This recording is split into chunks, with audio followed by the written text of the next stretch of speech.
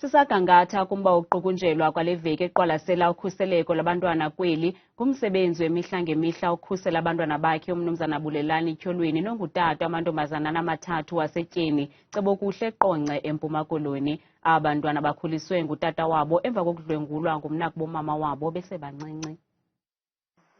U15 iminyaka ubudala oyena mdala kula mantombazanana bakhuliswe ngutata wabo kususela ebuncinaneni kweli khaya livuzayo xa kunetha, akasebenzi, uphila ngamabona ndenzile kodwa ufana nqwa nesikhukukazi bantwaneni baso nangona engutata. Wabathatha kumama wabo emva kwezityholo zokuba bachwechwelwa ngumnakwabo wabadlwengula beko bentlombe.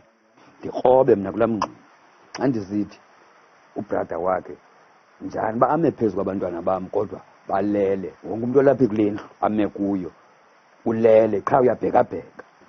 Qomba kunento yoba ndiyibone ndedwa ingabi ngandiyaxoka mandingatyhali licala mama ndithi izobona. Iqhaba lakhe ne emva kokuba unkosikazi ethethelele umnakwabo ngelithi mayibethwe ngoyaba into yokudlwengulwa kwabantwana bakhe. Siyayithetha le nto mama izawuthini ke ngoku le nto ngoba abantwana ndibonile mna nawe kamandi ubonile. Hayi masiyithetheni apha ekhaya, hayi bo siyithetheni.